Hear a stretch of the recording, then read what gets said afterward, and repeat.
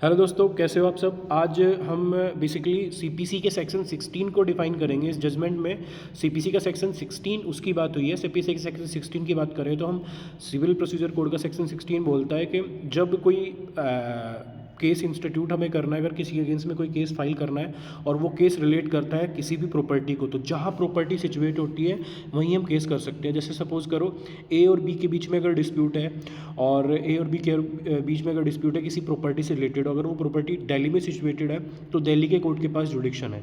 अगर सपोज करो ए और बी के बीच में कोई डिस्प्यूट है एक प्रॉपर्टी से रिलेटेड, वो प्रॉपर्टी लखनऊ में सिचुएटेड है, तो सेक्शन 16 बोलता है कि भैया आप उस प्रॉपर्टी की रिकवरी, उस प्रॉपर्टी का पार्टीशन, उस प्रॉपर्टी का फोरक्लोजर, रिडम्पशन, सेल, सब कुछ कहाँ कर सकते हो? लखनऊ में कर सकते हो। तो जहाँ बेसिकली प्रॉपर्टी सिचुएट होती है वहाँ हम उसका केस फाइल कर सकते हैं। लेकिन कुछ एक्सेप्शनल सर्कमस्टांसेस में हम केस वहाँ भी फाइल कर सकते हैं जहाँ प्रॉपर्टी सिचुएटेड है, वहाँ नहीं, जहाँ डिफेंडेंट रह रहा है। जो बेसिकली क्या होता है कि जब हम पर्सनल ओबीडियंस की बात करते हैं, पर्सनल ओबीडियंस क्या होता है कि उस कंडीशन में सपोज करो कोई प्रॉपर्टी है, मेरा और बी का केस हो जाता है, अमित का और बी का केस हो जाता है और वो प्रॉपर्टी दिल्ली में सिचुएटेड है, तो बेसिकली मुझे दिल्ली के कोर्ट में सूट फाइल करना पड़ेगा। लेकिन सपोज करो मेरी प्रॉपर्टी के साथ तोड़फोड़ एक बंदे ने करी है, बी ने, और वो बंदा रहता है लखनऊ में, प्रॉपर्टी दिल्ली में सिचुएटेड है, लेकिन उसने उस प्रॉपर्टी के साथ तोड़फोड़ कर दी है दिल्ली में आके, तो मैं क्या करूँगा, उसके अगेंस्ट में क्लेम कर सकता हूँ उस प्रॉपर्टी से रिलेटेड जो उसने डैमेज किया, उस डैमेज की रिकवरी के लिए। तो इसे बोलते हैं when the relief can be claimed on the basis of personal obedience, then I have to file a suit। मेरे पास दो ऑप्शन हो जाएंगे, या तो मैं वहाँ सूट फाइल कर दूँ जहाँ प्रॉपर्टी सिचुएटेड है, या मैं सूट फाइल वहाँ कर दूँ जहाँ वो बी रहता है जिसने मेरी दिल्ली की प्रॉपर्टी के साथ तोड़फोड़ की थी। बेसिकली वो बी लखनऊ में जब रहता है। इस सब को पढ़ने से पहले मैं चाहूँगा कि आप एक बार सेक्शन 16 पढ़ लो। तो सेक्शन 16 में एक बार ढंग से पढ़ा देता हूँ आपको, उसके बाद क्लियर हो जाएगा। तो सेक्शन 16 की बात करें, सेक्शन 16 बोलता है CPC section 16, suit to be instituted where the subject matter situate subject to pecuniary or other limitation prescribed by any law, suit for recovery of immovable property. Recovery of immovable property, recovery of immovable property कैसे होगी कि मेरी अगर property है उस पर B कब्जा कर लेता है और मैं उसको रिकवर करना चाहता हूँ, इसे बोलते हैं रिकवरी ऑफ इमूवेबल प्रॉपर्टी। अगर मेरी प्रॉपर्टी दिल्ली में सिचुएटेड है और उस पर दिल्ली में बी ने कब्जा कर लिया, तो मेरे को दिल्ली के कोर्ट में उसके अगेंस्ट में सूट फाइल करने पड़ेगा। कहाँ लिखा हुआ है? सेक्शन 16 सब क्लोज है, for the recovery of immovable property with और विदाउट रेंट और profit, for partition of movable property. अब सपोज करो मेरी प्रॉपर्टी दिल्ली में सिचुएटेड है, मैं अपने भाई के साथ उस प्रॉपर्टी में पार्टीशन करना चाहता हूँ, तो मेरे को केस कहाँ करना पड़ेगा? दिल्ली में करना पड़ेगा सेक्शन 16 के अकॉर्डिंग। फॉर फोरक्लोजर, सेल और redemption in case of mortgage. तो जब आप ट्रांसफर ऑफ प्रॉपर्टी एक पढ़ते हो तो मॉर्गेज मैं आपको बता दूँ, मॉर्गेज होता है बेसिकली एक सिक्योरिटी होता है। जब हम कोई लोन ले रहे होते हैं तो हम क्या करते हैं, बेसिकली एक अपनी अगर प्रॉपर्टी गिरवी रख देते हैं बैंक के साथ। तो सपोज करो मेरी दिल्ली की प्रॉपर्टी, मैं उसको बैंक में गिरवी रख देता हूँ किसी भी बैंक में, कल को अगर उसके मॉर्गेज को रिडीम कराने जा रहा हूँ, मतलब वापस लेने जा रहा हूँ उस प्रॉपर्टी को, तो मेरे को सूट कहाँ करना पड़ेगा? जहाँ वो प्रॉपर्टी सिचुएटेड है। सेल से रिलेटेड मेरे को सूट कहाँ करना पड़ेगा? जहाँ वो प्रॉपर्टी सिचुएटेड है। अब आते हैं सेक्शन 16 सब क्लोज डी पे, for the determination of any other right to or interest in immovable property. अब any other right or interest in immovable property, इसी पे ये केस है। ये केस बोलता है suit for specific performance of contract. और जो एनी अदर राइट की बात करें, प्रॉपर्टी से रिलेटेड कोई भी राइट है, हम केस कहाँ कर सकते हैं? जहाँ वो प्रॉपर्टी सिचुएटेड है। सेक्शन 16 सब क्लोज डी भी ये बोलता है कि जहाँ वो प्रॉपर्टी सिचुएटेड है। अब बात करते हैं ई की, for compensation for wrong to immovable property, जहाँ प्रॉपर्टी सिचुएटेड है, दिल्ली में केस करना पड़ेगा।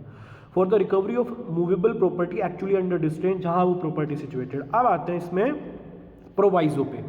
तो इसका प्रोवाइजो बोलता है provided that a suit to obtain relief respecting to compensation or wrong to immovable property held by or on behalf of the defendant may where the relief sought can be entirely obtained through his personal obedience be instituted either in the court within the local limits of whose jurisdiction the property situate। दो जगह suit file हो सकता है। अगर मैं personal obedience की बात करूँ तो पर्सनल ओबीडियंस का होता है कि मैं जब डिफेंडेंट का पीछा करके डिफेंडेंट से रिलीफ लेना चाह रहा हूँ, सपोज करो डिफेंडेंट ने मेरे साथ कुछ गलत किया है, तो एक मैक्सिम होता है equity act in personam, one who seeks equity must follow the defendant. तो अगर मैं प्रॉपर्टी से रिलेटेड अगर मैटर ना हो, कोई और मैटर हो, कॉन्ट्रैक्ट से रिलेटेड मैटर हो, टोर्ट से रिलेटेड मैटर हो, तो मेरे को सूट वहाँ फाइल करना पड़ेगा जहाँ डिफेंडेंट रहता हो। इसे हम बोलते हैं based on the personal obedience of the defendant. Basically क्या होता है कि ultimately I have to follow the defendant. मुझे जब रिलीफ चाहिए तो मुझे ही डिफेंडेंट को फॉलो करना पड़ेगा। तो सपोज करो मैं दिल्ली में रहता हूँ और मुझे अगर कोई टोर्टियस लाइबिलिटी से रिलेटेड कोई भी रिलीफ चाहिए तो मेरे को, अगर मेरा डिफेंडेंट लखनऊ में रहता है, मेरे को लखनऊ में जाके केस करना पड़ेगा। किसके मैटर में? कॉन्ट्रैक्ट से रिलेटेड मैटर में, टोर्ट से रिलेटेड मैटर में। लेकिन सेक्शन 16 एक बात बोलता है कि अगर प्रॉपर्टी से रिलेटेड मैटर है तो आप जहाँ प्रॉपर्टी सिचुएटेड है वहाँ केस करोगे। लेकिन उसका प्रोवाइजो एक और राइट देता है। प्रोवाइजो बोलता है कि आप 2 जगह केस फाइल कर सकते हो अगर आप पर्सनल ओबीडियंस के बेस पर रिलीफ चाह रहे हो। पर्सनल ओबीडियंस क्या होता है मैं बताता हूँ आपको। सपोज करो मेरी प्रॉपर्टी दिल्ली में सिचुएटेड है, उस प्रॉपर्टी के साथ बी ने तोड़ फोड़ कर दी है, तो मैं बेसिकली प्रॉपर्टी की तो मेरे पास ही मेरे कब्जे में है, लेकिन क्योंकि बी ने तोड़ फोड़ करी है, बी लखनऊ में रहता है, तो मेरे को, मैं 2 जगह सूट फाइल कर सकता हूँ। Either where the property situated or where the B is residing. तो मेरे पास 2 राइट हैं। अब इसमें फिर से पढ़ता हूँ। Provided that suit to obtain relief respecting or compensation for wrong to immovable property held by or on behalf of the defendant may where the relief sought can be entirely obtained through his personal obedience। personal obedience फिर बता रहा हूँ, जहाँ हम defendant का पीछा करते हैं और डिफेंडेंट के पास जाके सूट फाइल कर देते हैं, जहाँ हमें प्रॉपर्टी की जुडिक्शन नहीं देखनी है, हमें बेसिकली डिफेंडेंट की जुडिक्शन देखनी है कि डिफेंडेंट कहाँ रह रहा है। बी इंस्टीट्यूटेड आइदर, मैं फिर बोल रहा हूँ, either in the court with in the local limit of whose jurisdiction the property situate. तो जहाँ प्रॉपर्टी सिचुएट करती है, और in the court within the local limit of whose jurisdiction the defendant actually and voluntarily reside or carries on business। तो जहाँ defendant रहता है वहाँ मैं सूट फाइल कर सकता हूँ, या जहाँ प्रॉपर्टी सिचुएटेड है वहाँ मैं सूट फाइल कर सकता हूँ। कब? अगर मैं property provided suit to obtain relief, अगर मैं प्रॉपर्टी से रिलेटेड कोई अगर अदर रिलीफ मेरे को चाहिए। तो अगर जैसा हमने देखा अभी, एक मिनट बस मैं अभी आता हूँ, जैसा हमने देखा था, अगर हम डी बोलेंगे for determination of any other rights.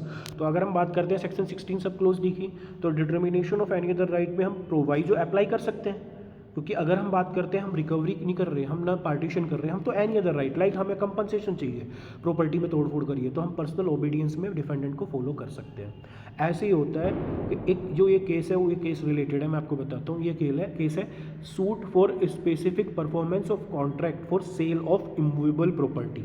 ये केस उससे रिलेटेड है। तो suit for specific performance of sale of immovable property हम कहाँ केस फाइल कर सकते हैं, उससे रिलेटेड केस हम देख लेते हैं। तो इस बेसिकली इस केस में क्या हुआ था, Rohit Kochar entered an agreement to purchase a property in Gurgaon Haryana. He filed a suit for specific performance of Delhi court. तो इसने क्या किया, एक बंदा होता है रोहित कोचर, वो कॉन्टैक्ट करता है बी के साथ, बी कंपनी के साथ, कोई भी कंपनी मान लेते हैं, वो कंपनी के साथ डिफेंडेंट के साथ एक केस कॉन्ट्रैक्ट करता है कि मैं आपकी प्रॉपर्टी आपसे खरीद लूँगा। और ये कॉन्ट्रैक्ट जो हुआ है तो गुड़गांव में हुआ है, वो प्रॉपर्टी सिचुएटेड है गुड़गांव में, लेकिन क्योंकि डिफेंडेंट दिल्ली में रह रहा होता है तो ये दिल्ली में सूट कर देता है उसके अगेंस्ट में, पर्सनल ओबीडियंस के बेस पे, जो हमने बताया था सेक्शन 16 का प्रोवाइजो पर्सनल ओबीडियंस के बेस पे। अब इसमें डिफेंडेंट आर्ग्यूमेंट करता है, defendant countered that the suit belonged in Gurgaon where the property was located. They argued that specific performance required action beyond the Delhi court jurisdiction, like registering sale deed in Gurgaon। Defendant बोलता है कि sir इसने जो मेरे against में दिल्ली में suit file कर दिया है ना प्लेंटिफ ने, ये मेंटेनेबल ही नहीं है। उसकी प्ली ये थी कि जो प्लेंटिफ मेरे अगेंस्ट में सूट फाइल कर रहा है, कल को अगर मैं स्पेसिफिक परफॉर्मेंस ऑफ कॉन्ट्रैक्ट करके इसको प्रॉपर्टी बेच भी देता हूँ, जो प्रॉपर्टी दिल्ली में सिचुएटेड है, तो उसकी सेल डीड का रजिस्ट्रेशन तो अल्टीमेटली किसे करना है, गुड़गांव के, जो बेसिकली प्रॉपर्टी गुड़गांव में सिचुएटेड थी और मेरे को गुड़गांव में प्रॉपर्टी बेचनी है, तो क्योंकि उसका रजिस्ट्रेशन तो गुड़गांव में ही होगा। तो sub section 17 of Indian registration act हम पढ़ते हैं, तो इंडियन रजिस्ट्रेशन एक्ट सेक्शन 17 बोलता है प्रॉपर्टी वहीं रजिस्टर्ड होगी जहाँ प्रॉपर्टी सिचुएटेड है। तो अल्टीमेटली अगर दिल्ली का कोर्ट कोई डिक्री दे भी रहा है तो उस डिक्री का एग्जीक्यूशन तो जाके गुड़गांव कोर्ट में होगा। तो suit for specific performance for recovery of immovable property on the basis of agreement shall be filed only in the Gurgaon court only where the property situated। तो इसमें पर्सनल ओबीडियंस एप्लीकेबल ही नहीं होगा, defendant की argument थे। देख लेते हैं उसके बाद डिलीविंग into section 16 CPC navigating the labyrinth of jurisdiction। Section 16 of the CPC dictates that lawsuit involving immovable property such as specific performance must be filed in the court where the property is situated। तो section 16 ये बोलता है। Section 16 का proviso बोलता है however the proviso to section 16 carves out an exception for the case where the relief can be achieved solely through the defendant personal obedience। This implies that all necessary action, तो plaintiff की plea ये थी कि sir मैं तो proviso के base पे defendant के अगेंस्ट में सूट कर रहा हूँ। डिफेंडेंट की प्ली ये थी कि सर प्रोवाइजो एप्लीकेबल ही नहीं होता। तो देख लेते हैं इसमें कोर्ट ने क्या बोल दिया। कोर्ट ने बोल दिया कि भैया जो डिफेंडेंट बोल रहा है वो सही बोल रहा है, आप दिल्ली में सूट कर ही नहीं सकते, आपको suit for specific performance of property for the sale of immovable property आपको वहीं करना पड़ेगा जहां प्रॉपर्टी सिचुएटेड है। तो इस केस में प्रॉपर्टी कहाँ सिचुएटेड थी? गुड़गांव में सिचुएटेड थी। क्यों? सुप्रीम कोर्ट ने बोल दिया need of execution. The supreme Court recognise that specific performance require more than just defendant agreement, it involve physical execution of the decree such as registration of sale deed in Gurgaon. Supreme Court ने बोल दिया कि suit for specific performance of immovable property आप वहीं file करोगे जहां property situated है। क्योंकि अगर हम दिल्ली के कोर्ट के थ्रू आपको डिक्री दिलवा भी देते हैं तो आपको सूट के डिक्री की एग्जीक्यूशन के लिए जाना तो फिर गुड़गांव में पड़ेगा। तो जाके आप गुड़गांव में इस डिक्री को एग्जीक्यूट कराओगे, इस सेल डीड को रजिस्टर्ड कराओगे या अपनी प्रॉपर्टी को अपने नाम पर रजिस्टर्ड कराओगे, तो उस कंडीशन में अल्टीमेटली किस कोर्ट के पास जुडिक्शन बनती है? गुड़गांव कोर्ट के पास जुडिक्शन बनती है। तो ऑनरेबल सुप्रीम कोर्ट ने इस केस में बोल दिया कि suit for specific performance of contract for sale of immovable property shall be filed only in the jurisdiction where the property situated. The personal obedience proviso shall not be applicable in this case. The proviso inapplicability.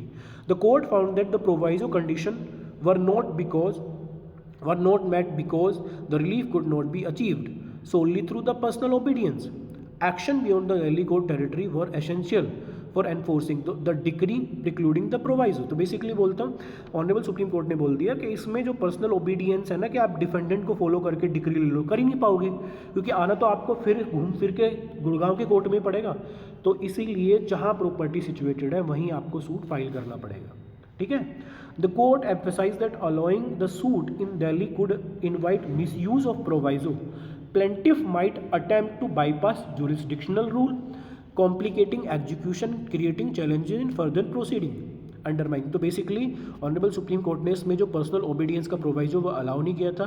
दो case थे जो honourable supreme Court ने इसमें refer किए थे, बाबा साहेब धोंदीबा कूटे versus Radhu विथोबा बार्बे। दूसरा case था Harshad Chimanlal Modi versus DLF universal limited.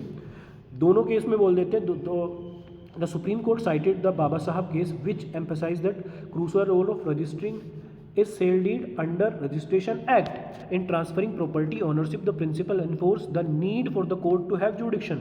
तो बाबा साहब केस में बोल दिया था कि भैया अल्टीमेटली रजिस्ट्रेशन एक्ट के according section 17 of registration act में रजिस्ट्री तो आपको करानी पड़ेगी। तो आप रजिस्ट्री आगे कराओगे कहाँ? दिल्ली में तो आप रजिस्ट्री नहीं कराओगे, तो आप गुड़गांव में आके रजिस्ट्री कराओगे क्योंकि प्रॉपर्टी गुड़गांव में सिचुएटेड है। तो इसलिए suit for specific performance of contract for sale of immovable property आपको गुड़गांव में फाइल करना चाहिए। उसके अलावा एक दूसरा केस था Harshad Chimanlal Modi versus DLF universal limited. The court referred to Harshad Chimanlal Modi versus DLF Universal Limited, which established that jurisdiction lies with the court where the property is located when determining right related to immovable property. These precedents solidify the principle of territorial jurisdiction. तो ultimately honourable supreme Court ने इसमें appeal को dismiss कर दिया था और बोल दिया था the supreme Court dismiss the plaintiff appeal reaffirm the suit concerning immovable property must be filed where the property is located. This ruling uphold the principle of territorial jurisdiction, ensuring that cases are heard in court with the appropriate authority and resources to effectively address the issue involved, directing the plaintiff to go Gurgaon. और Supreme Court ने इसमें बोल दिया था plaintiff को गुड़गांव जाना चाहिए. अब इस कोर्ट की इस केस की सिग्निफिकेंस क्या होंगे?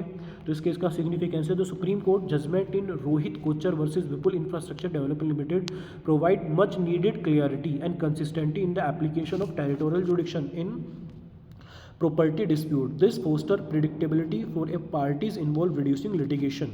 The court decision strengthen the principle of procedural integrity. Basically इस केस के बाद एक चीज़ तो प्रूव होगी कि कल को अगर कोई भी केस होता है suit for specific performance of contract for sale of immovable property, तो कहाँ होगा? जहाँ प्रॉपर्टी सिचुएटेड है. जो सेक्शन 16 की सेक्शन 16 की जो डी है ना, और जो सेक्शन 16 का प्रोवाइजो है वो भी एप्लीकेबल इस पर नहीं होगा. तो अल्टीमेटली आपको प्रॉपर्टी से रिलेटेड अगर केस करना है तो सेक्शन 16 के अकॉर्डिंग वही केस करना पड़ेगा जहां प्रॉपर्टी सिचुएटेड है. ये इस केस में बोल दिया था. ठीक है दोस्तों. तो मिलते हैं नेक्स्ट वीडियो में। पहले इस केस का आप ढंग से सेक्शन 16 के पास पढ़ के आप एक बार से देखोगे तो ये केस समझ में आ जाएगा, और आप इसके साथ सेक्शन 16 के पूरे क्लोजेज है सब कुछ पढ़ लेना, समझ आ जाएगा, और सेक्शन 16 भी आपका इस केस के साथ क्लियर हो जाएगा। ठीक है, मिलते हैं नेक्स्ट वीडियो में।